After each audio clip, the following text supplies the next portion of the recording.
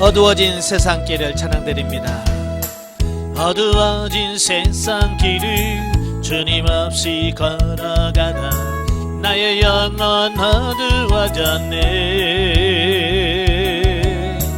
어느 것이 길인지 어느 것이 진리인지 아무것도 할 수 없었네. 주님 없이 살아가는 모든 삶 실패와 좌절뿐이네.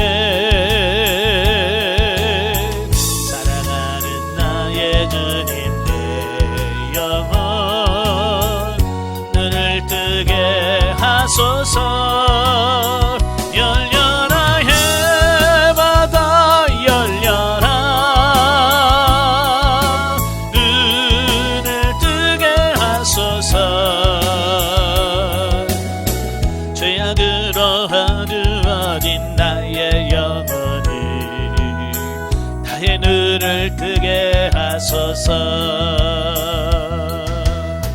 아멘. 기도하겠습니다.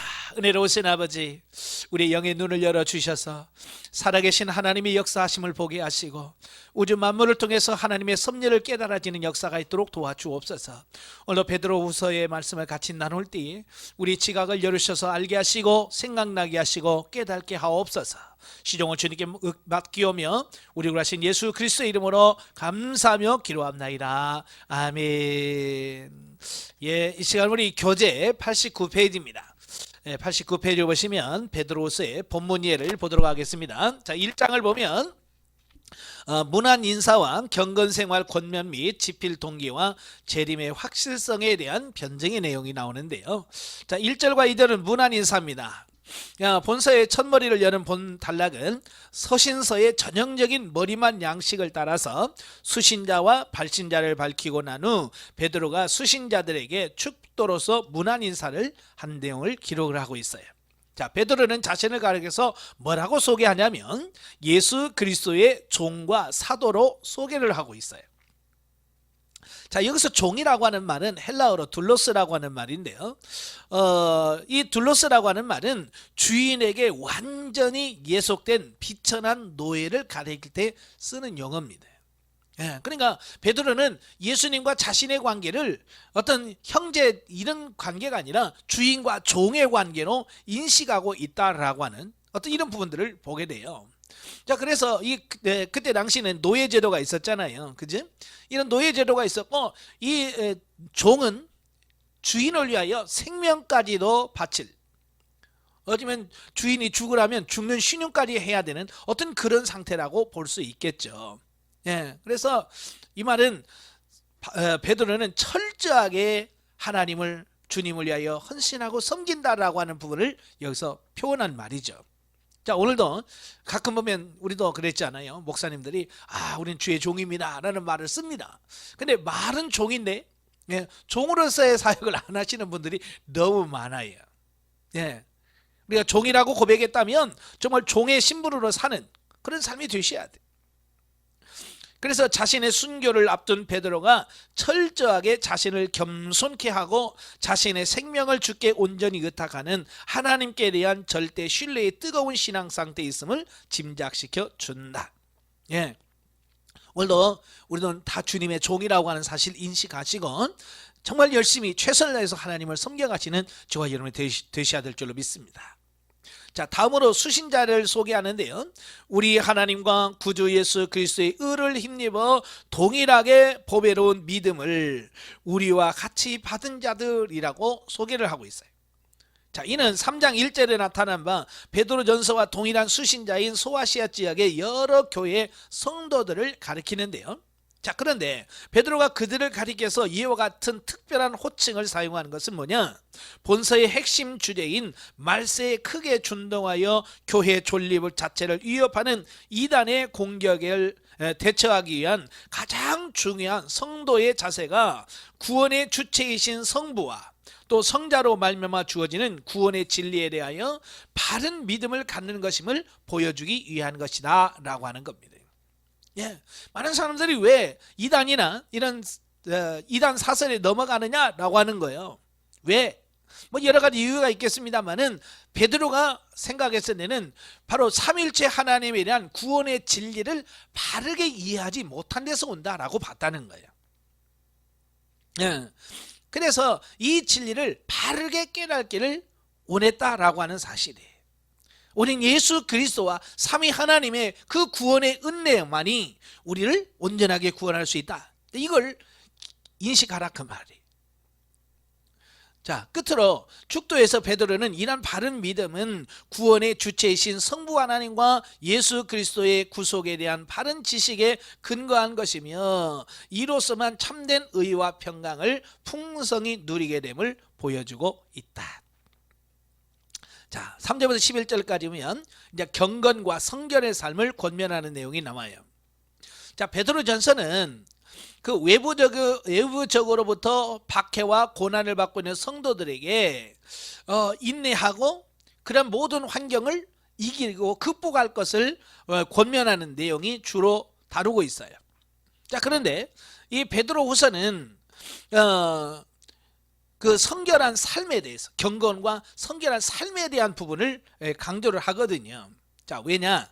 자, 본서는 주로 하나님의 구원 진리를 믿는 성도들의 신앙생활 자체를 위협하여 그릇된 사설로 성도들을 그리스도의 복음에 근거한 정통 교리에서 떠나게 하고 또 도덕적으로 세상에 속한 이방인들과 동일한 타락에 이르도록 공격하는 이단에 대한 경계와 이와 관련된 여타의 교훈들을 기록을 하고 있습니다. 예. 그때 당시 이단은 크게 두 가지예요. 유대주의적 율법주의자들, 그 다음에 영지주의자들. 이 둘은요, 이 초대교회에 엄청난 피해를 줬던 이단들인데요. 이 이단들이 하는 게 뭐냐면 정통 교리에서 자꾸 우리를 벗어나게 만든다는 거예요. 구원의 진리에서 벗어나도록 유도한다는 겁니다. 뿐만 아니라 계속해서 도덕적으로 윤리적으로 타락하게 만든다는 거예요. 이게 이제 두 이단들의 특징인데요. 자, 그래서 이런 맥락에서 베드로는 본서의 도입부 중 전반부에 해당되는 본단락에서 먼저 성도들은 경건과 성결의 생활에 관한 지침을 주고 있습니다. 자, 그 내용을 보면 먼저 3절과 4절에서 그리스도께서 경건한 생활에 필요한 모든 것, 곧 자기의 영광과 덕으로서 우리를 부르신 하나님을 아는 지식과 이생에서의 보호와 인도 및 천국 구원과 관련된 보배롭고 지극히 큰 약속을 성도들에게 주셨다라고 말씀해 주고 있습니다. 자, 이는 성도의 그 경건 생활의 기초가 구원의 진리와 구원의 주체이신 하나님께 대한 바른 지식과 그리스도에 대한 그리스도께서 주신 약속에 대한 믿음에 있다라고 하는 것을 보게 됩니다. 예. 그러니까 우리 자신들이 내가 정말 경건하게 살아야 돼, 나 죄지면 안 돼라고 하는 어떤 개인의 어떤 결단이나 이런 데서 오는 게 아니라는 거예요. 이 경건과 성결한 삶은 바로 우리를 구원해 주신 그 하나님과 그리스도에 대한 바른 약속, 그걸 믿고 나아갈 때 이게 이루어진다라고 말씀해 주고 있습니다. 왜냐하면 사람의 노력과 힘으로는 불가능한 거예요. 여러분들 지금까지 많이 해봤잖아요. 여러분 스스로가 경건하게 보려고 얼마나 많이 노력을 했어요. 예? 근데 작심삼일이라고 얼마 못 가요. 그렇잖아요. 예. 그래서 하나님이 도우셔야 되고 하나님의 능력으로 덧입혀 주셔야만 우리에게 되는 거예요. 우리가 성령의 우리가 영성을 형성해가는 네 단계 구원 훈련 과정에서 들으셨잖아요. 구원사역, 은사사역. 구원사역은 하나님이 우리의 영혼을 거듭나게 하고 중생케 하시고 그 영혼을 자라게 하는 사역을 말하고, 은사사역은 뭐예요? 우리 육체가 하나님의 뜻에 순복할 수 없어. 그래서 우리 육체에다가 은사와 능력을 덧입혀 주셔서 우리 육체를 변화시켜서 하나님의 말씀대로 살 수 있게끔 만들어 주시겠다라고 하는 거예요. 이런 성령의 사역이 없이는 우리는 변화될 수가 없다는 거예요. 자, 여기서 성화라고 하는 말이 나오죠. 그리스도의 신의 성품에 참여하도록 하는 것. 예수 그리스도의 성품, 신의 성품에 참여하게 하는 것, 이게 바로 성화거든요. 그러니까 거듭난 성도가 성화되어 감으로써 하나님의 거룩한 성품을 닮아가는 것, 이걸 성화라고 말하는 겁니다. 우리가 우리 훈련원의 이름이 예담 영성 아카데미잖아요. 예담, 예수님을 닮아가는 거예요. 예, 점점점 저와 여러분이 변화되어서 예수님을 닮아가는 그런 삶이 되어야 돼. 바로 이런 삶은 이미 예수 그리스도께서 약속해 주셨다는 거예요. 내가 이렇게 도와주겠다라고 약속하셨다는 거예요. 그럼 우리는 약속을 믿고 우리가 기도하면서 갈 때 우리가 성화되어 갈 줄로 믿습니다. 자, 그 다음에 5절부터 11절까지 보면 경건 생활의 각 단계에서 성도가 가져야 될 8가지의 덕목을 차례대로 열거하고 있습니다. 그래서 믿음의 덕을, 덕의 지식을, 지식의 절제를, 절제의 인내를, 인내의 경건을, 경건의 형제우애를, 형제우애의 사랑을 이라고 하는 그 덕목 8개를 쭉 설명해 주고 있는데요. 이러한 덕목을 갖추기 위하여 경건과 성결의 생활에 열심을 가질 것을 권면하고 그러한 삶의 결과로서 주어질 천국 구원의 약속을 언급해 주고 있다라고 하는 겁니다. 자, 여기서 이제 우리가 믿음이라고 하는 말을, 믿음이란 말 참 많이 들으시잖아요. 이 피스티스라고 하는 말인데요. 이제 복음에 대한 강한 확신을 말합니다. 예, 이 복음에 대한 강한 확신을 말합니다. 예, 이것은 그리스도의 삶의 근거가 됩니다. 예, 우리는 믿음으로 구원을 받고 믿음으로 살고, 예, 믿음으로 모든 것이 이루어지는 가장 기본적인 단계가 뭐냐? 믿음이에요. 그래서 히브리서 11장 6절에 뭐라고 했어요? 믿음이 없이는 하나님을 기쁘시게 할 수가 없고 하나님께 나아갈 수가 없다라고 말씀합니다. 그래서 우리의 신앙생활의 가장 경건의 밑바닥이 뭐냐? 믿음이에요. 믿음. 자, 그럼 믿음만 있으면 되냐? 아니란 말이에요. 그 믿음 위에다가 뭘 해야 된다고요? 덕을. 예. 믿음 위에 덕을 세워야 돼. 예. 이 덕이라고 하는 이레테라고 하는 말은 도덕적 탁월성을 의미합니다. 도덕적으로, 예, 탁월하다.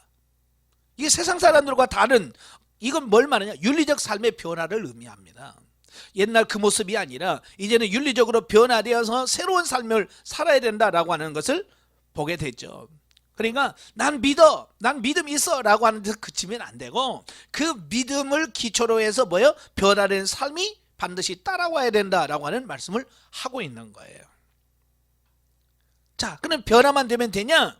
아니란 말이에요. 세 번째, 예, 덕의 지식을, 그래서 지식을. 이 지식이라고 하는 말은 그노시스라고 하는 말이죠. 예, 하나님과 그리스도를 아는 완전한 지식을 말합니다. 자, 하나님과 그리스도를 아는 완전한 지식인 우리에게 영생에 이르게 한다. 예, 요한복음 17장 3절에서 말씀해 주고 있어요. 그러니까 우리가 올바른 지식, 예, 올바른 지식을 갖고 있어야 돼. 그 올바른 지식이 없으면 맹신이 될 수 있어요. 예, 무조건 믿는 거예요. 예. 그래서 이 맹신은 잘못될 가능성을 늘 띄고 있어요. 예. 그래서 우리가 올바른 지식 위에 바로 서야 된다. 그리고 올바른 지식 위에 뭐요? 절제. 네, 절제. 이 절제라는 엥그라테이아라고 하는 말인데 자제력을 말합니다. 자제력. 즉 자신의 한계를 아는 거예요. 인간 자신은 자신의 감정이나 지식, 이성을 자제하지 못하고 남용할 때는 결국은 하나님을 떠나게 돼. 그래서 지식 위에 절제가 있어야 되고 절제 위에 뭐요? 인내. 인내. 히포모네라고 하는 말인데요. 굳게 버티는 지구력을 말합니다. 어떤 어려움과 고난이 와도 흔들리거나 요동하지 않고 버티는 걸 인내라고 말합니다. 그러니까 신앙생활은 결코 만만치가 않잖아요. 그지? 해보셔서 아시잖아요. 이 신앙생활은 결코 만만치가 않아요. 외부적으로 핍박이 오죠. 고난이 오죠. 또 내부적으로는 수많은 갈등과 유혹이 있죠. 이걸 견뎌내야만 우리가 승리할 수 있는 거예요. 그죠? 여러분들 영성훈련하면서 많은 유혹이 있죠. 예, 얼마나 많은 유혹이 있습니까? 더우면 덥다고, 추우면 춥다고, 예?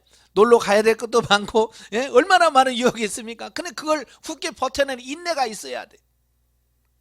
그 인내 위에 또 뭐냐? 경건을 그랬어요. 경건이라고 하면 유세비아라고 하는데요. 하나님을 의식하고 두려워하며 존경하는 마음을 여기서 경건이라고 표현합니다. 경건은 오직 하나님을 진심으로 믿는 사람만이 할 수 있는 거예요. 그래서 하나님 앞에서의 삶, 우리가 신전의식이라고 하잖아요. 그걸 하면 돼요. 하나님 의식하며 사는 삶이 결국 경건이다. 그 다음에 경건의 위에 형제 우애를, 필라델피아라고 하는데요, 그리스도인들이 형제를 향하여 품는 사랑을 말합니다. 율법에는 하나님을 사랑하고 내 이웃을 내 몸같이 사랑하라 라고 말씀했죠. 그래서 이 이웃을 사랑하는 이런 마음이 없으면 뭐라고 그랬어요? 이건 다 거짓이다 라고 말하고 있어요. 형제를 사랑할 줄 아는 그런 삶이 되셔야 돼요. 자, 그 다음에 마지막이 사랑입니다. 사랑. 여기서 말하는 사랑은 아가페. 하나님이 우리를 사랑하시듯이 사랑하는 것, 이것이 사랑입니다. 그러니까 이 사랑이라고 하는 것은 모든 덕목을 포함한 지고한 사랑, 독생자 외아들을 아낌없이 주시는 그 하나님의 사랑을 표현할 때 아가페라고 표현하고 있습니다. 그래서 율법의 완성이면서 그리스도인들에게 가장 높은, 가장 중요한 덕목이 사랑인 거죠. 자, 이렇게 믿음의 덕을, 덕의 지식을, 덕의 지식의 절제를, 절제의 인내를, 인내의 경건을, 경건의 형제 우애를, 형제 우애의 사랑을 더하는 이런 삶이 되셔야 돼요. 그런데요, 이 모든 삶이 하루아침에 이루어지느냐라고 하는 거예요. 이게 하루아침에 이루어지겠어요? 아니죠. 어쩌면 저와 여러분이 평생 짊어지고 가야 될 숙제예요. 과정인 거예요. 근데 이게 쉽지 않단 말이죠. 그죠?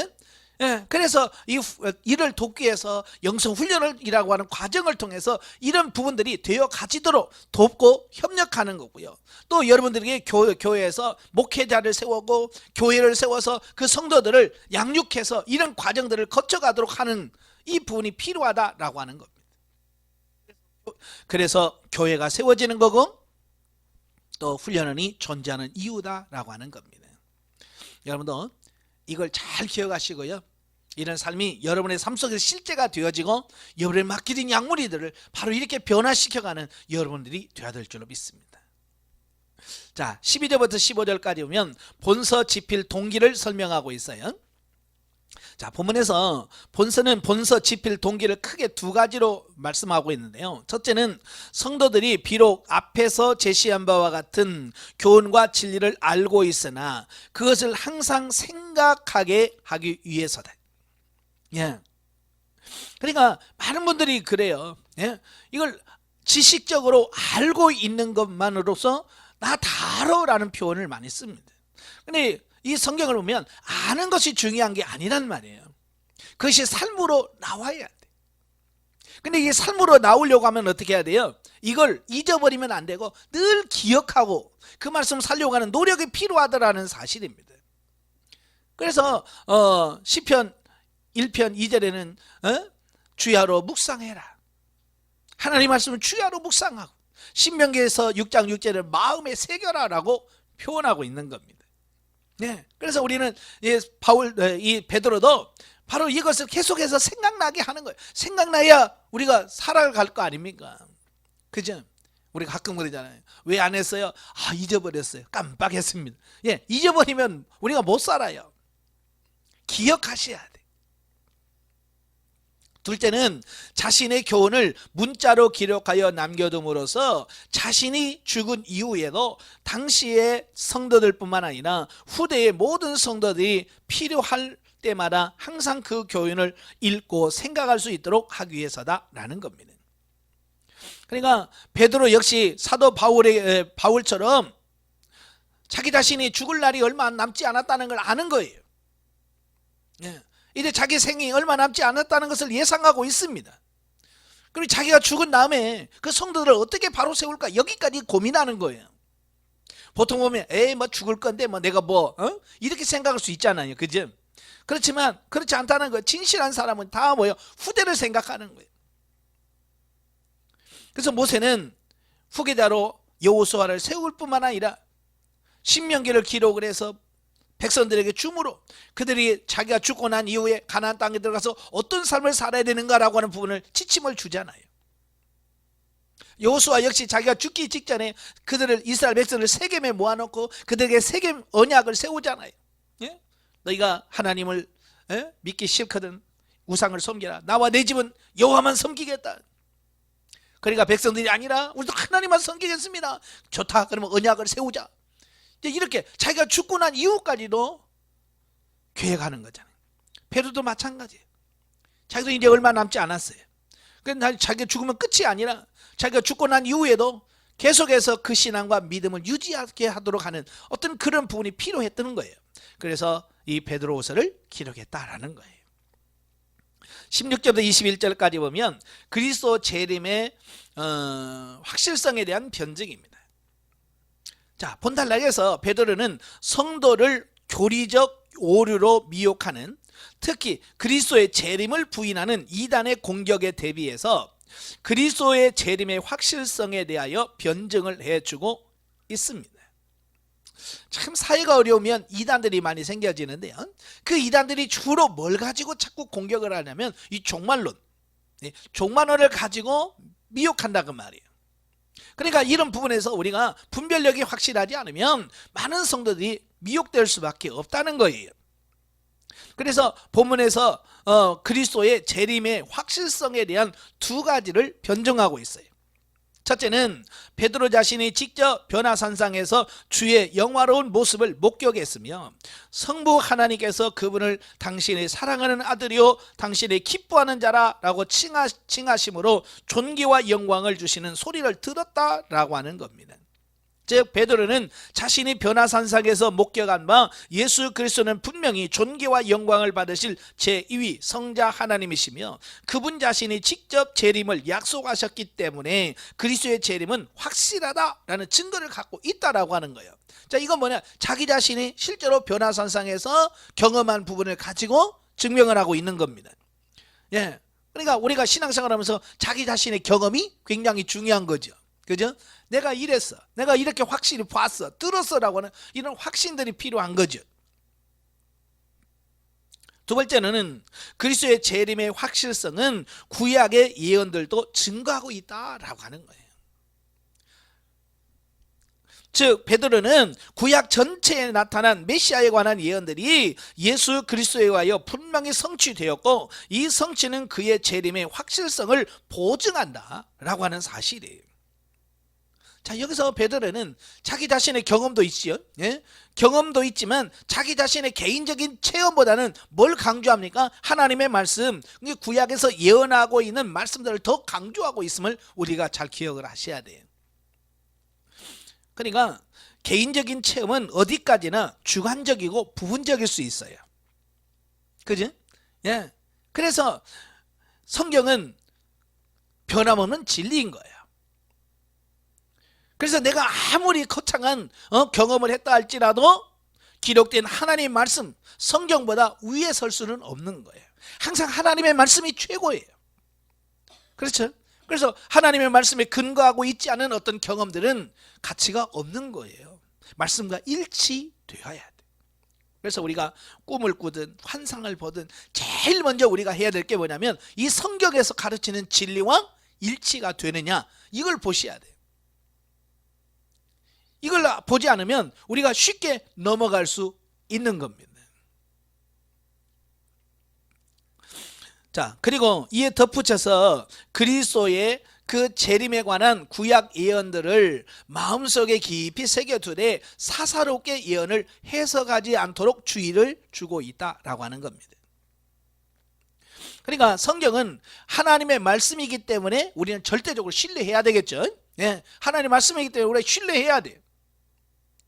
또한 성경을 해석함에 있어서 사람의 생각이나 편의에 따라서 임의적으로 해석하는 것은 결코 있어서는 안 된다. 사사로이 풀지 말라는 거예요. 개인의 생각을 따라서 풀지 말라는 겁니다. 이게 이단, 거기서 잘못 풀면 이단이 생기는 거예요. 뭐 이단이라고 고창한 거 없어요. 성경을 자기 뜻대로 자기 마음대로, 성경의 뜻이 아니라 자기 마음대로 해석하는 것이 이단입니다. 그래서 성경은 성령의 감동으로 기록되어 있다. 그죠? 그래서 우리가 성경 해석도 성령의 조명하심으로 해야만 우리가 바르게 이해할 수 있습니다. 그래서 성경을 보기 전에 늘 기도해야 돼요. 성경을 읽으면서 성령님께서 조명해 달라고, 깨닫게 해달라고 기도하면서 성경을 봐야 바른 이해를 할 수 있게 되어집니다. 자, 영적이해 보겠습니다. 베드로는 여기서 믿는 자들 간에 거짓 선생이 출현할 것과 또 그들이 십자가에서 인간의 죄를 구속하신 예수를 부인하다가 결국 멸망의 대상이 될 것을 말씀하고 있습니다. 따라서 심판의 대상이 되었던 전례를 들어서 호색과 탐심의 죄악을 유도하는 정욕된 것에서 피하고 신의 성품에 참여하는 자가 되라고 말씀을 하고 있습니다. 그래서 우리는 거짓된 교리에 속아도 안 됩니다. 또 신앙의 목적 역시 세상적이고 기복적인 부분이 되었어도 안 됩니다. 우리는 신성한 성품, 예수 그리스도의 그 성품에 덧입어서 예수 그리스도를 닮아가는 것, 이것이 어찌보면 신앙생활의 가장 큰 목표가 되어야 된다는 겁니다. 모든 하나님의 백성들은 동일하게 함께 그리스도의 유업을 받을 자들이다. 이러한 약속에 의하여 세상에 썩어질 것을 피하여 주 예수를 알므로 은혜와 축복을 누리는 사람으로 이루어 가신다. 진정한 축복은 하나님을 아는 신령한 지식에서 자라가는 것이다. 그러나 오늘 많은 성도들이 하나님을 아는 축복보다는 현실의 문제를 해결받고 자기 자신의 욕망인지도 모른 채 그것을 향하여 달려가고 있다라고 하는 겁니다. 이거 우리가 각성하셔야 돼요. 육은 아무리 잘 돼도 결과는 뭐냐? 사망이에요. 육신이 죽을 때 다 죽고 없어질 것들이에요.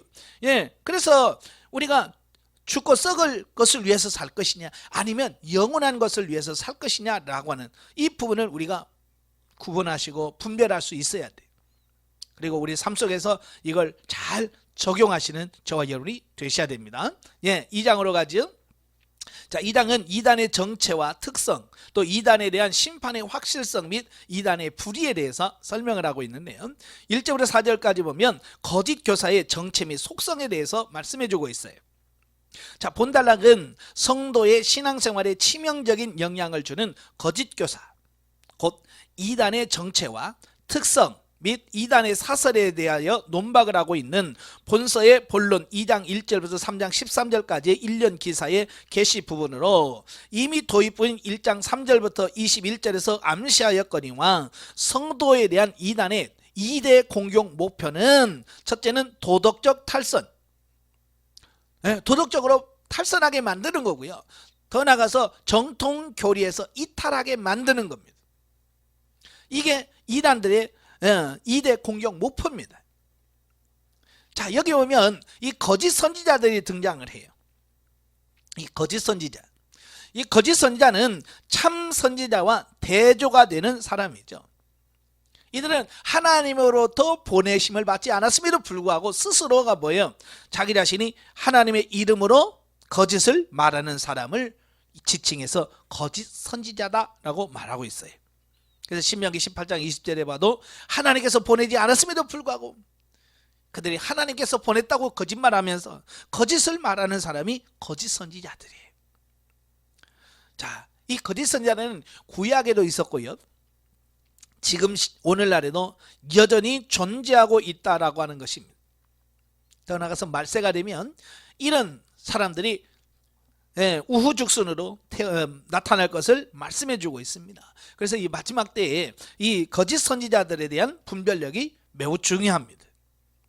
자, 요한계시록 13장에 보면 이래 바다에서 나온 짐승이 있고요, 땅에서 나온 짐승이 있습니다. 바로 바다에서 나온 짐승은 적그리스도고요, 그 땅에서 나온 짐승은 거짓 선지자들이에요. 그래서 이 거짓 선지자들이 거짓으로 이 바다에서 나온 짐승을 우상화하고 신격화하는 어떤 이런 부분들을 보게 되죠. 이게 말세가 되면 바로 그런 현상들이 이루어지는 거예요. 그때에 우리가 분별력이 없으면 그런 거짓 선지자들이 다 속아. 왜냐하면 거기는 뭐 죽은 자도 살리고 막 하늘에서 막 불이 떨어지게 하는 이런 막 기적들을 행하는 거예요. 그러니까 사람들이 그 기적에 다 속아 넘어가는 겁니다. 그러니까 여러분, 지금 기적과 이적을 나타낸다고 해서 우리는 쫓아가면 안 돼요. 분별하셔야 돼요. 정말 이게 성령의 역사인지 그렇지 않은지에 대한 분별력이 있어야지. 그렇지 않고 쫓아가 나오면 우리도 같이 죽어요. 그다음에 이단이 나오죠. 예. 이단이란 말은 하이레이시스라고 하는 말인데요, 바른 것에서 빗나가는 의견을 선택하는 것을 말합니다. 다시 말하면 진리에서 벗어난, 사실 구원은 진리를 벗어나면 구원이 없죠. 그죠? 오직 진리만이 우리를 구원으로 인도합니다. 예수님 뭐라고 그래요? 소경이 소경을 인도하면 둘 다 구덩이에 빠진다. 이단자는 자기 자신도 모르면서 가는 거예요. 그러니까 자기 자신도 모르면서 가는 그 길을 따라가면 결코 어때요? 같이 죽을 수밖에 없는 거예요. 그러니까 이단에 빠지면 같이 죽어요. 그래서 우리가 이단에 빠지지 않도록 주의하셔야 돼요.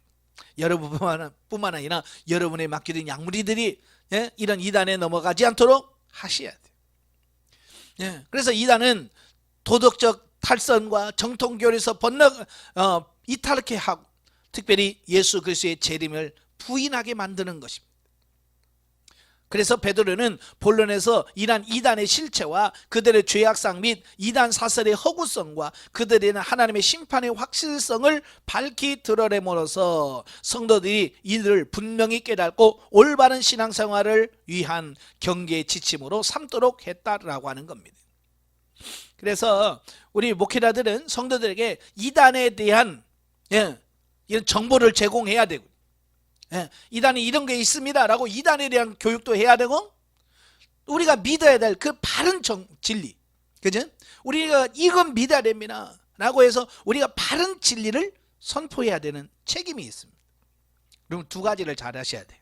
이단의 정체에 대한 이런 부분을 설명해 주고, 또 우리가 지향해야 될 바른 신앙의 목표, 진리, 이것을 분명하게 성도들에게 가르쳐 줘서 그들로 하여금 속지 않도록 해야 되는 그런 책임이 우리에게 있다는 거예요.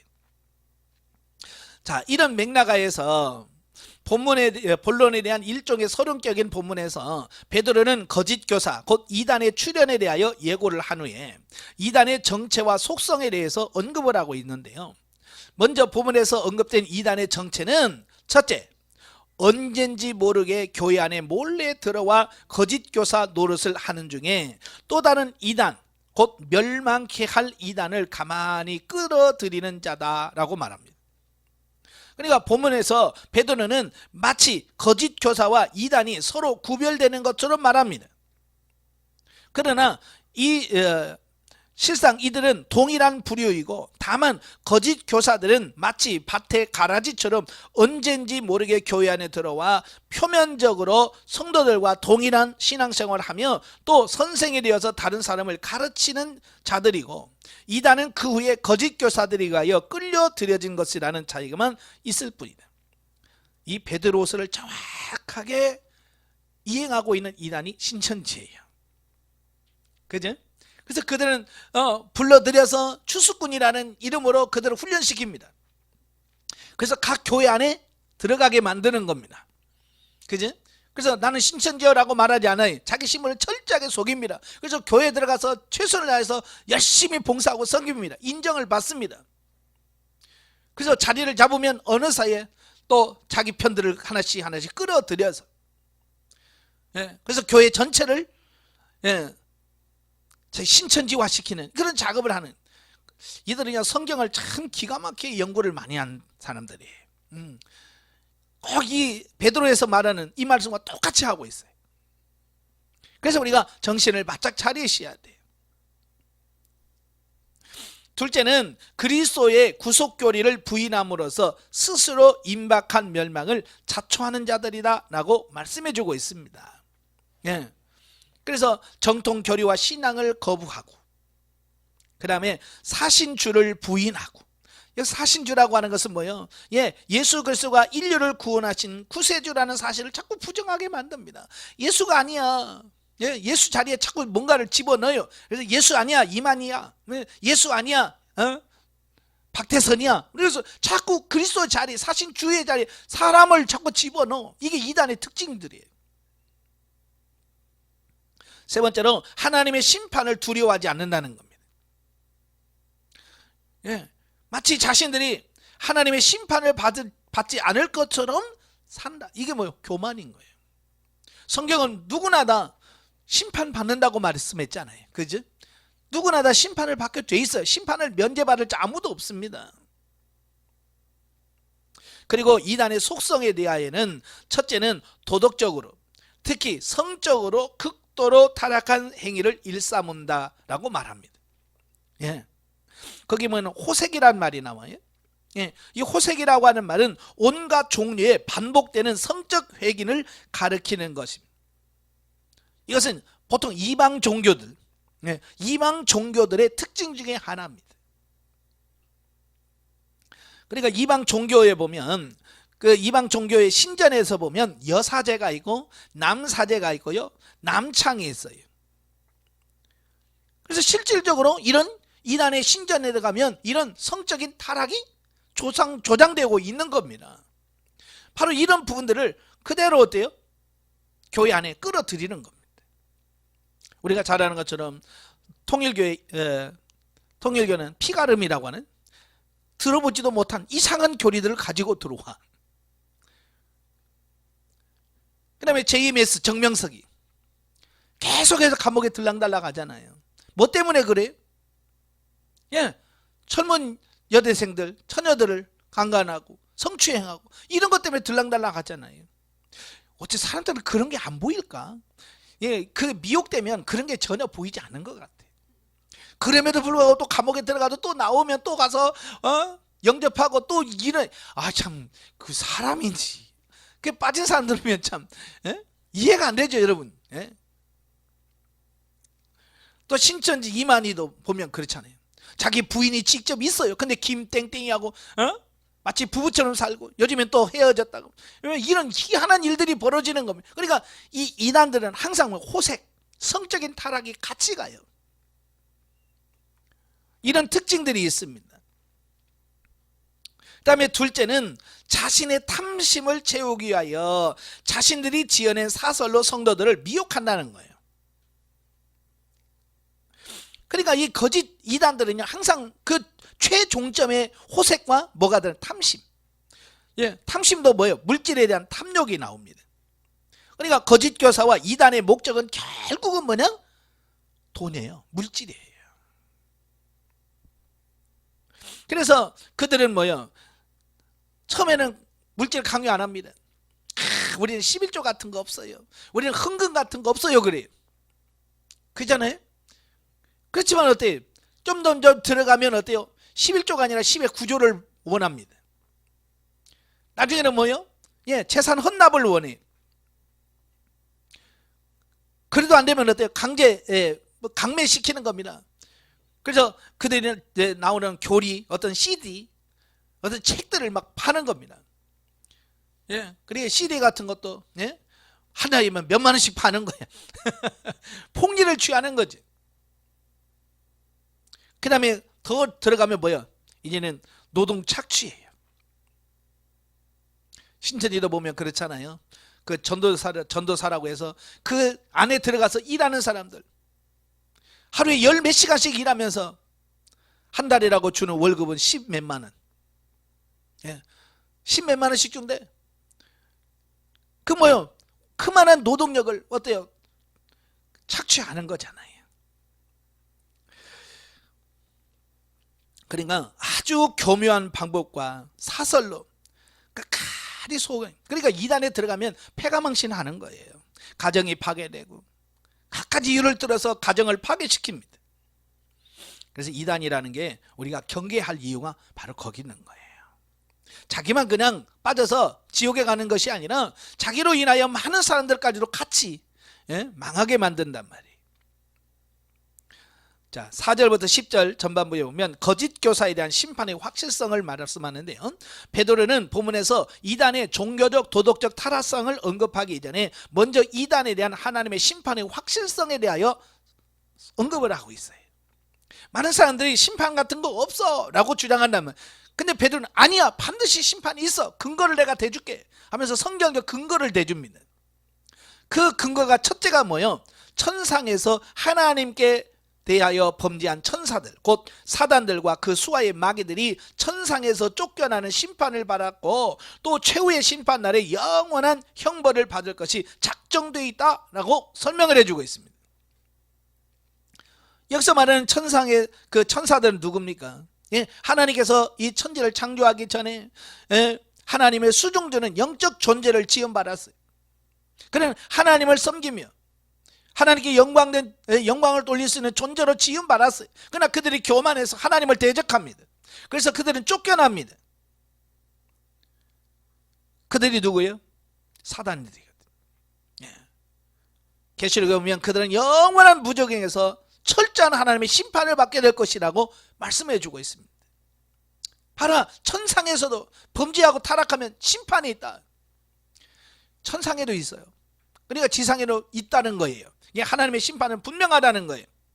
두 번째로는 노아 홍수 심판 때에 모든 불의한 자들이 홍수로 인하여 죽임을 당했으며 심판을 받지 않은 자들은 노아의 8식구뿐이었다라고 말합니다. 그러니까 역사적인 증거를 대고 있는 거예요. 봐봐, 노아 홍수 때 이렇게 심판이 있었잖아. 세 번째 증거는 하나님이 소돔과 고모라 성에 대한 심판할 때 롯을 제외한 모든 불의한 사람이 다 망했다. 이 역사적인 근거와 사실을 들면서 하나님의 심판은 분명하게 있다라고 지금 선언하고 있는 거예요. 그러므로 경건한 자는 구원하시고 불의한 자에게는 반드시 심판을 내리시는 하나님의 절대 공의의 근거에 볼 때에 불의한 이단에 대한 하나님의 심판은 자명한 것이다. 예. 공의로운 하나님께서 반드시 심판하신다는 거예요. 이러한 심판의 경고는 비단 거짓 교사들 곧 이단만을 겨냥한 것이 아니라 이는 초대교회 당시의 성도들 뿐만 아니라 오고 오는 모든 세대의 성도들로 하여금 이단에 미혹되어 풀이에 빠지는 일이 없도록 경계하기 위함이에요. 그러니까 일종의 경고 메시지죠. 네. 반드시 하나님의 심판이 있습니다. 그래서 우리는 불의와 이단에 빠지지 않도록 항상 우리가 깨어 있어야 됩니다. 10절 하반절부터 19절까지는 거짓 교사의 불의에 대해서 설명을 하는데요.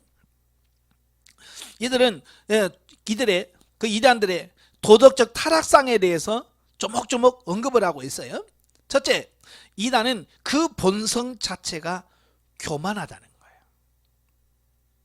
때문에 훨씬 큰 힘과 능력을 가진 천사들조차도 자신이 마땅히 서야 할 위치를 넘지 않고 본분을 지키는데, 이들은 마치 이성 없는 짐승 같아서 하나님을 비방하며 자신들이 알지도 못하는 일에 대하여서도 비방하며 헐뜯는다라고 말씀해 주고 있습니다.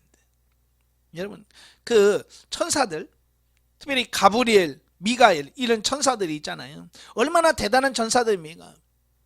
그러나 그들도요, 하나님의 말씀에 철저하게 순종했습니다. 그렇게 능력 있는 천사들도 하나님의 말씀의 능력에 순종하는 거예요. 그런데 지금 그들과 비교해서 지금 이단자들은 뭐예요?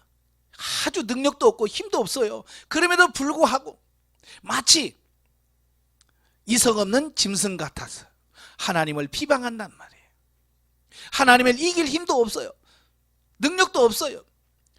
그럼에도 불구하고 무슨 배짱으로 하나님 앞에 큰 소리 치는지 몰라요. 우리 속담에도 그런 말 있잖아요. 하루 강아지 범 무서운 줄 모른다라고 하는 말이 있잖아요. 그죠? 이게 하나님에 대해서 제대로 모르니까 그런 행동을 하겠죠. 하나님의 능력과 하나님의 권능을 안다면 감히 어떻게 그런 말과 행동을 할 수가 있겠습니까? 모르니까 그럴 수 있죠. 두 번째로, 이단은 도덕적으로 극도로 방종하여 세상 연락을 즐길 뿐만 아니라 그 일을 쉼없이 행하며 음심이 가득하며 불의의 싹을 사랑한다라고 하는 겁니다. 예. 이들은 영적인 기쁨을 찾는 것이 아니라 14절에 보면 음심이 가득하여 성적 대상으로 바라본. 그러니까 구원의 대상으로 성도를 바라보는 것이 아니라 성적인 눈으로 그들을 바라보게 된다. 그리고 15절에는 물질을 사랑한다. 그래서 예로 발람 선지자 예를 들었잖아요. 하나님께서 분명히 가지 말라. 그런데 물질에는 욕심이 있으니까 그 욕심을 따라가는 거예요. 그러다가 짐승인 나귀한테 책망을 듣잖아요. 왜 때리냐? 오죽했으면 짐승한테 책망을 들을까요? 우리도 정신 못 차리면 나귀한테 책망 들을 수 있습니다. 셋째, 이단은 과거 죄악된 행위들을 버리고 이제 막 새로운 마음을 가지고 신앙생활을 시작하려는 초신자들을 미혹하여 다시 육체의 방탕과 타락에 떨어지게 한다는 것이다. 이단자의 특징이 이런 거예요. 믿음 있는 사람 안 건드려요. 왜? 안 되니까. 믿음 없는 사람은 이제 막 교회 다녀서 이제 막 신앙생활 하려고 하는 사람들, 이런 사람들을 어때요? 그들을 미혹해서 다시 죄악에 빠져. 이제 죄악의 물에서 나와서 이제 살려고 하는데 다시 물속에 집어넣어 죽으라고. 그게 이단들의 특징이라고 말이에요. 그게 얼마나 악착 같은지. 그렇잖아요. 신천지 보세요. 얼마나 악착 같습니까? 저희 교회도 매달 편지 보내요. 도마 지파에서. 참 그런 걸 보면 참 대단하다. 무엇을 위해서 그렇게 열심을 내는가? 정말 영혼을 사랑하고 영혼을 구원하기 위해서 그렇게 열심을 내나? 그들은 열심은 대단하지만 그 열심은 영혼을 구원하는 게 아니라 영혼을 파괴시키는 거예요. 베드로는 이렇게 이단의 종교적 도덕적 타락상에 대하여 열거하면서도 계속해서 이런 자들은 반드시 멸망의 심판을 받게 될 것이라는 사실을 거듭 확인하여 주고 있다라고 하는 겁니다. 이렇게 강하게 말하는 베드로가 말한 이유가 뭐겠어요? 이단에 넘어가지 마라, 이단에 빠지지 마라, 그 경고 아니겠어요? 그제? 20절에서 22절까지는 거짓 교사의 미혹에 대한 경계. 자, 본문에서는 거짓 교사와 거짓 교사들의 미혹에 빠진 자들의 비참한 최후 상태를 개와 돼지에게 비유를 듭니다. 그리고 이걸 비유하여 비난함으로써 간접적으로 성도들이 거짓 교사에게 미혹되는 어리석음을 범하지 않도록 경계하고 있다라고 하는 겁니다. 개와 돼지는 뭘 분별을 못하는, 같이 분별을 못하는 어리석은 존재의 비유를 들고 있습니다. 그러니까 개는 토했다가 다시 먹고 돼지는 씻었던 그 더러운 물로 또 들어가. 바로 이제 이거죠. 그 다음에 돼지에게는 진주를 던져봐요. 그 가치를 모르니까 고맙습니다 안 해요. 이렇게 씹어보다가 딱딱하고 못 먹게 생겼으니까 사람들에게 공격하는 거예요. 이게 좋은 걸 줘도 그들은 분별을 못하는 이런 모습을 개, 돼지의 비유를 들고 있습니다. 자, 본문에서 베드로는 그리스도를 참 믿음으로 영접지 아니하고 단지 지적으로만 알며 형식적으로 그리스도인 채 하다가 다시 죄악 세상의 가운데로 돌아가는 자들의 속성을 잘 드러내 보여주고 있고요. 이는 간접적으로 성도들에게 이단에 미혹되는 어리석음에 빠지지 말 것을 경계하고자 하는 의도에서 이 말씀을 했다라고 하는 겁니다. 그러니까 우리가 믿는 척해서는 안 돼요. 여러분 썬데이 크리스찬이라고 말하잖아요. 주일만 크리스찬인 것처럼 보이고 나머지는 그냥 하나님과 상관없이 살아가는 이런 성도들이 있어요. 이거 안 됩니다. 하나님 중심 보시기 때문에 구원에 이를 수 없습니다. 영적에 보죠. 심판의 전례를 말씀하므로 거짓 교사들 또한 심판을 피할 수 없음을 말씀하고 있습니다. 그들을 향한 엄중한 경고의 말씀은 바로 오늘날 우리의 죄악을 경고하시는 하나님의 말씀이다. 결국 우리에게 주신 말씀이에요. 21절에서 우리가 하나님의 은혜를 맛보고도 명령을 지키지 않으면 차라리 알지 못한 것이 나으리라 라고 하는 말씀은 진리를 아는 것도 중요하지만 그보다 그 말씀을 실천하는 것이 더 중요하다는 사실을 일깨워주고 있습니다. 예. 그러니까 차라리 멸망받고 심판을 받으려면 모르고 받는 것이 좋다는 거예요. 예. 누가 그럽니다. 지옥에 가면 교회 다니다가 지옥 온 사람들 더 고생한대. 예. 그러니까 차라리 모르면 그렇잖아요. 근데 알고 다시 가면 안 되잖아요. 그렇잖아요. 예수 그리스도 복음을 믿고 다시 배교를 하면 구원받을 길이 없다. 히브리서 3장 12절 14절에 말씀하고 있잖아요. 그래서 우리가 어쩌든지 이제는 우리는 갈 곳 없어요. 이제 예수 그리스도만 믿고 죽으나 사는 주만 위해서 살아가는 것. 이 길만이 저와 여러분이 가는 길이. 아시겠죠? 예. 이제 3장으로 가죠. 3장은 재림 부일선 비판과 재림 지체 이유 해명 및 결론적 권면과 축도에 대한 말씀이 나옵니다. 예. 그러니까 지금까지는 베드로 사도는 거짓 선생과 이단들의 타락으로 하나님의 심판을 받는 것을 말씀했다면 이제 본문에는 그들의 잘못된 가르침 중에 하나인 예수님의 재림을 거부하고 있는 것에 대한 비판을 하고 있는 겁니다. 예나 지금이나 그 예수님의 종말론은 많은 논쟁거리입니다. 그죠? 그래서 이 마지막 때는 이 바른 종말론에 대한 인식, 바른 종말론의 지식을 갖고 사는 것이 매우 중요하다. 왜? 이 마지막 때는 이단들이 다 종말론을 가지고 사람들을 미혹하기 때문에 그렇습니다. 그래서 이단들은요, 이 요한계시록 연구를 진짜 많이 합니다. 근데 중요한 것은 정통교회 목회를 안 한다는 거예요. 예, 종말론 강의도 안 하고 공부도 안 시키고요, 설교도 안 한다는 거예요. 이게 문제인 거예요. 우리도 정확하게 정통교리, 종말론에 대한 바른 교육을 통해서 성도들에게 잘 양육해야 돼요. 어쩌면 이단보다 더 철저하게. 아멘. 예.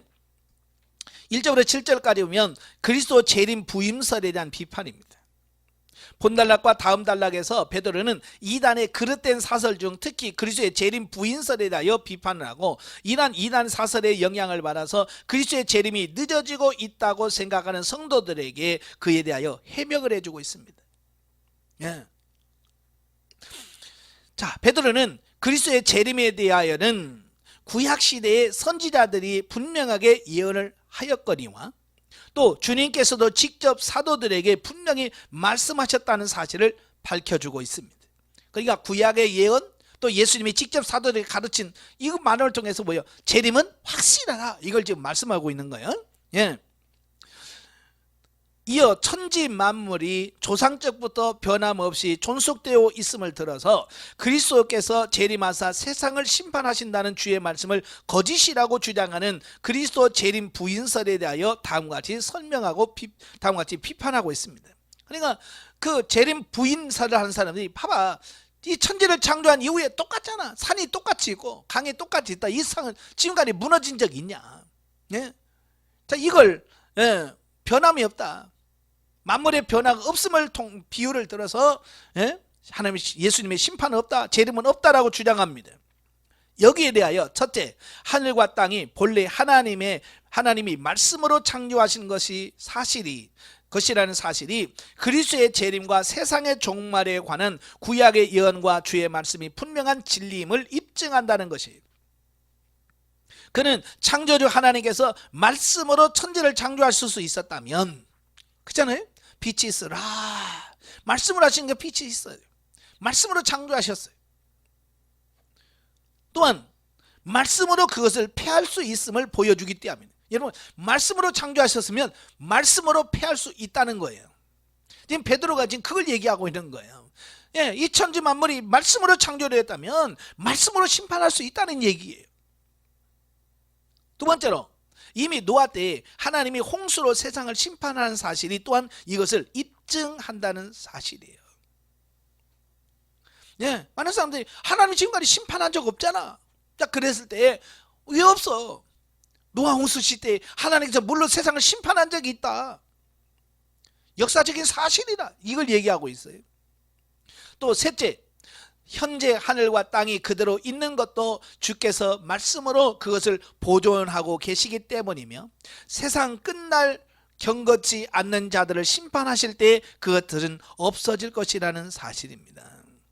그러니까 지금 세상에 존재하고 있는 모든 것이 영원한 게 아니라 임시 어느 때까지만 한정적으로 존재하는 것들이다라고 말씀해 주고 있습니다.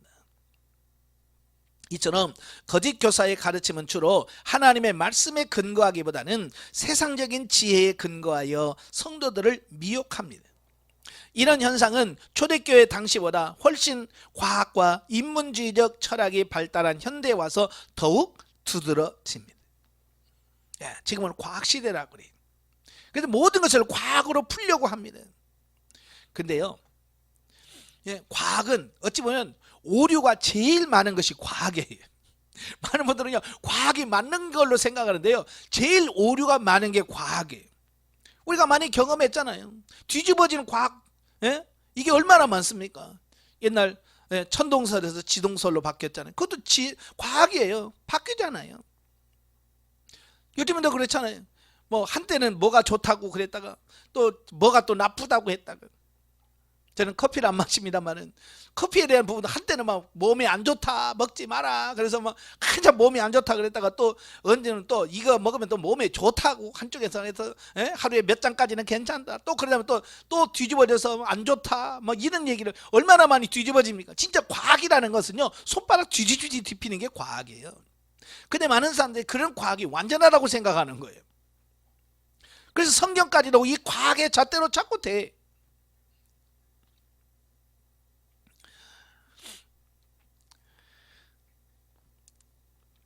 자, 이에 성도들은요, 인간의 부패한 심성에서 비롯된 것이기에 한계를 가질 수밖에 없는 세상의 지혜에 미혹되지 않도록 더욱 이 세상의 유일한 절대 진리인 하나님의 말씀을 견고히 붙들고 서야 합니다. 아멘. 마태복음 5장 18절에 뭐라고 그래요? 천지는 다 없어지겠지만 하나님의 말씀은 1.1핵도 없어지지 않겠다라고 말씀했잖아요. 하나님의 말씀이 진리예요. 그 말씀이 그렇다면 그런 거예요. 온다고 하면 오시는 거예요. 심판이 있다 그러면 있는 거예요.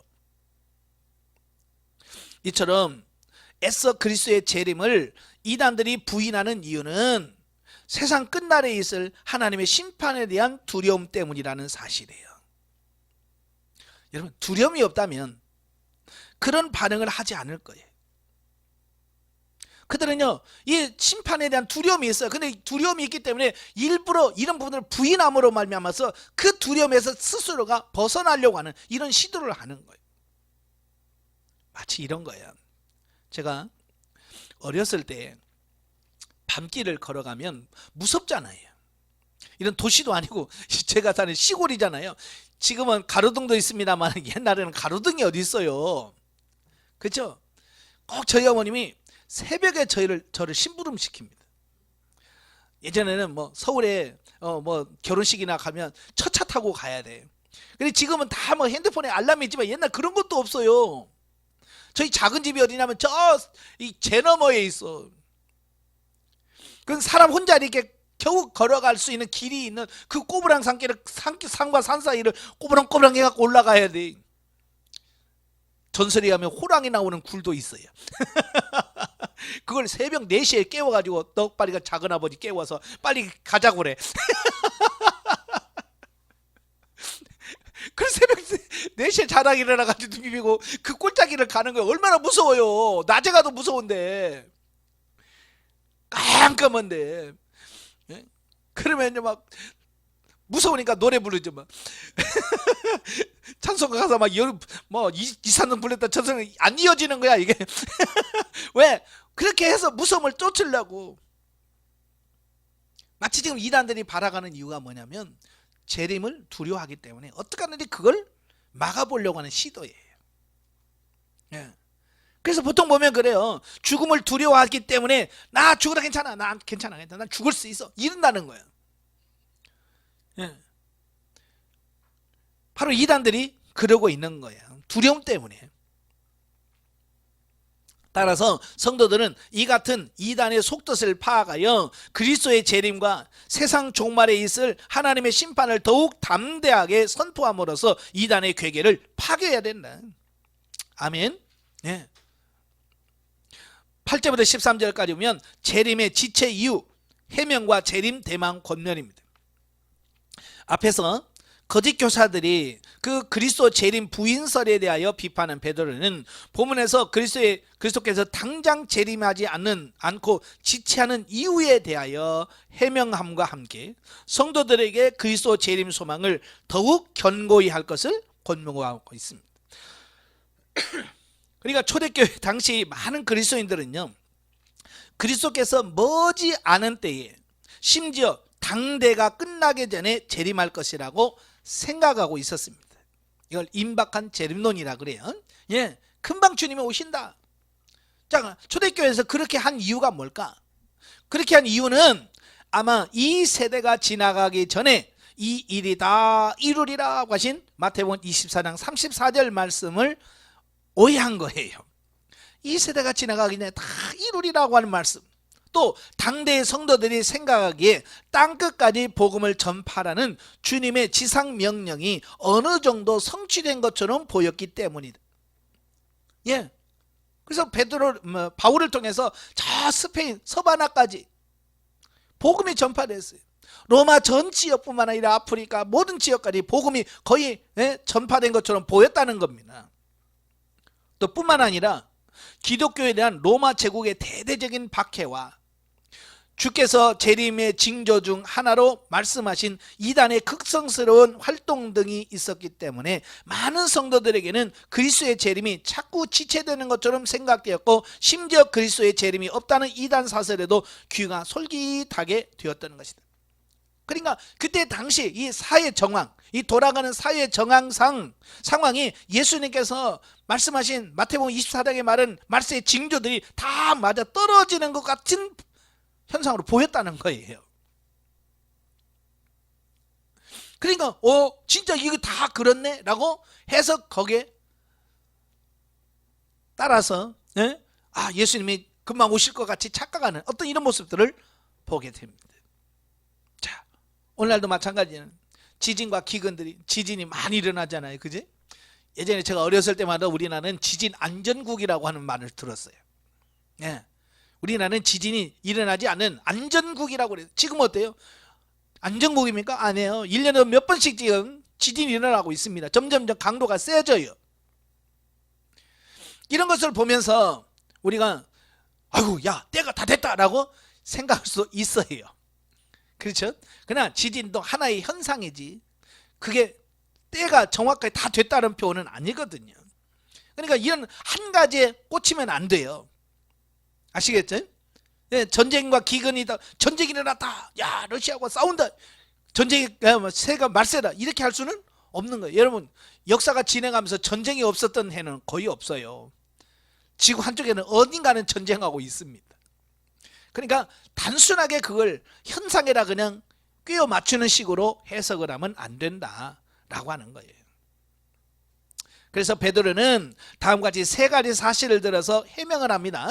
첫째는 근본적으로 하나님의 인간의 시간 개념을 초월해 계신 분이므로 인간의 시간 개념을 가지고 주의 재림을 지체된다고 생각해서는 안 된다는 거예요.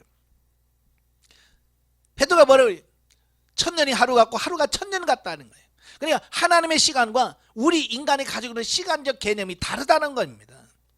그러니까 우리는 하루에 24시간 1년 365일이라고 하는 이 시간 개념, 이 시간 안에 갇혀서 살아요.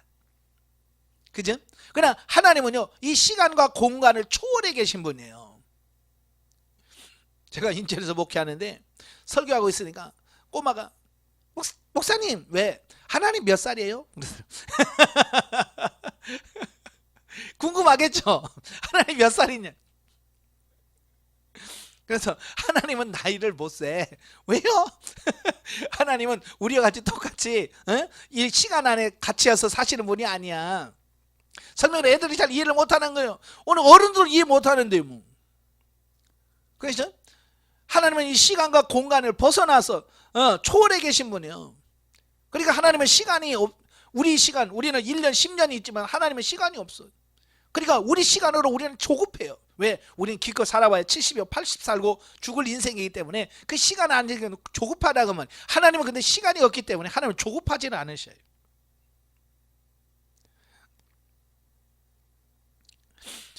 자, 둘째, 주님의 재림이 현재 당장 이루어지지 않는 것은 아직 하나님께서 택하신 자들이 다 회개하고 구원 얻지 못했기 때문이라고 하는 사실이에요.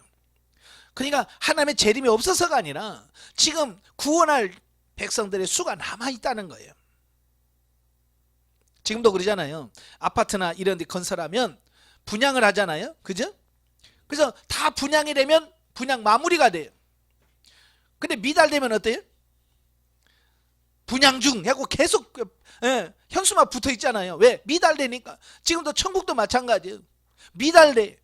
천국에서 천국에 들어갈 숫자가 정해져 있는데 지금 예수 믿는 사람들이 너무 적어서, 구원받는 사람이 너무 수가 적어서 그게 안 되는 거예요. 채워지질 않는 거예요. 그래서 지금 계속해서 구원이 딜레이, 미뤄지고 있는 겁니다. 셋째, 주의 재림의 날은 도적같이 임할 것이라는 것이다. 도적같이 임한다는 것은 예고 없이 갑자기 일어난다는 말이에요. 그리고 그리스도의 재림의 날에 일어날 현상들에 대해서 하늘이 큰 소리로 떠나갈 것이고, 체질이 뜨거운 불에 풀어질 것이고, 땅과 그 중에 있는 모든 것들이 드러날 것이라고 설명을 합니다. 자, 여기서 체질이 풀어진다라고 하는 말이 있잖아요. 이 체질은 스타이케이온이라고 하는 말인데요, 우주 질서의 정연함을 말합니다. 그러니까 하나님께서 만우 인력, 또 중력 이런 것에 의해서 어때요? 여러분, 태양과 지구 간에 뭐 묶어놓은 끈이 있어요, 없어요? 없어요. 달과 지구도 끈이 없어요. 근데 항상 같은 거리에서 일정한 속도로 돈단 말이에요. 이게 뭐냐? 하나님이 천지를 창조하실 때에 부여한 그 자연 법칙이에요. 이게 체질입니다. 그래서 태양과 지구는 가까이 가지도 멀지도 않게끔 일정한 거리를 유지하게끔 해서 이 지구가 존재하는 겁니다. 근데 주님이 오실 심판때가 되면 그 체질이 풀어진다는 거예요. 그래, 이 중력의 법칙이 사라지면 어떻게 될까요? 온 우주가 막 날아다니겠죠. 그죠? 그래서 어떻게 될지 모르는 거예요, 이게. 재림의 소망을 견고히 하고 거룩한 행실과 경건함을 가질 것에 대한 권면을 하고 있습니다. 그러니까 그냥 마냥 주님만 기다리지 말고 우리가 주님 맞을 준비, 경건한 삶을 살아야 된다, 이 말씀을 하고 있습니다. 14절부터 18절까지 보면 결론적 권면과 송령입니다. 앞에서 그리스도의 재림의 확실성에 대하여 언급한 베드로는 이제 본서의 종결부에 해당되는 본단락에서 그리스도의 재림을 맞는 성도의 바른 신앙 자세로서 성결한 생활을 할 것, 점도 없고 흠도 없이 평강 가운데 나타나기를 힘쓰라라고 말씀했잖아요. 그래서 우리가 주님 앞에 섰을 때 점도 없고 흠도 없이 서길 위해서 힘써야 된다. 또 그리스도의 재림에 관한 바울의 서신을 기록을 왜곡되이 해석하여 성도들을 미혹하는 거짓 교사들을 경계해야 될 것. 그러니까 사실 종말론에 대한 이론들이 너무 난무하다 보니까 사실 뭐가 진짜인지 목회자들도 헷갈립니다. 그죠? 뭐 천년설, 무천년설, 전천년설, 후천년설, 뭐 무천년설, 뭐 이런 것부터 시작을 해서 얼마나 많습니까? 그러니까 목회자들도 도대체 뭐가 진짜야? 혼란스러울 정도예요. 그래서 우리가 정신을 바짝 차려야 되는 거예요. 그리고 그에 대비하여 그리스도의 은혜와 그리스도를 대한 지식에서 자라갈 것을 권면한 후 속령으로 본서를 종결하고 있습니다. 이러한 종결부의 내용은 이미 도입부의 서론적 권면에서 언급했던 바대로 다시 한번 성도의 성결한 생활과 그리스도의 복음에 근거한 바른 지식의 중요성을 강조하고 있습니다. 마지막 때에 우리가 승리할 수 있는 방법은 두 가지예요. 성결한 삶과 바른 교육, 바른 지식. 이 두 가지가 이 말세를 이길 수 있는 키라. 실로 우리 자신이 삶이 점도 흠도 없는 성결한 삶이 되고 있는지, 하나님과의 교제가 평강 가운데 이루어지고 있는지, 그리고 우리의 신앙 생활 전체가 참으로 올바른 지식에 근거하고 있는지를 늘 돌아보는 우리가 되어야 되는데, 영적에 보면 말세에 성도들을 미혹하고 기만하는 자들이 나와서 자기들의 정욕을 쫓아 살도록 하고 주의 강림하심을 부인하는 일들이 만연하게 될 것이다. 말세 지만을 사는 우리는 세상의 유혹이 현혹하며 진리를 어둡게 하는데 주의하고 주의 재림을 대망하며 영원을 준비해야 할 것이다. 그리고 새하늘과 새 땅을 바라보는 우리는 큰 은총을 받는 자라는 확신을 가질 수 있는 영적 안목이 열려져야 된다. 우리는 자신의 문제에 근심할 것이 아니라 늘 깨어 있음으로 미혹에 빠지지 말고 믿음의 자리에서 이탈하지 않도록 근신해야 된다. 아멘. 정말로 여러분 자신이 의와 진리 안에서 바르게 세워져서 주님 오실 날 주님을 맞이하는 여러분 되시기를 바랍니다. 기도하겠습니다. 은혜로우신 아버지, 세상은 참으로 혼란스럽습니다. 갖가지 거짓 사설과 이단들 때문에, 많은 잘못된 교리들 때문에 혼란스럽습니다. 이와 같은 때에 저들을 목회자로 세워서 이 목회를 하게 하신 아버지, 저들에게 진리를 주시고 정말로 지식을 주시고 분별의 능력을 주셔서 저들에게 맡겨진 양무리들을 바른 길로 인도해 갈 수 있는 저희들이 다 되어지게 하옵시며, 이 마지막 시대를 잘 갈 수 있도록 성령님 도와주시옵소서. 예수님의 이름으로 감사하며 기도합나이다. 아멘. 하나님께 온돌입니다.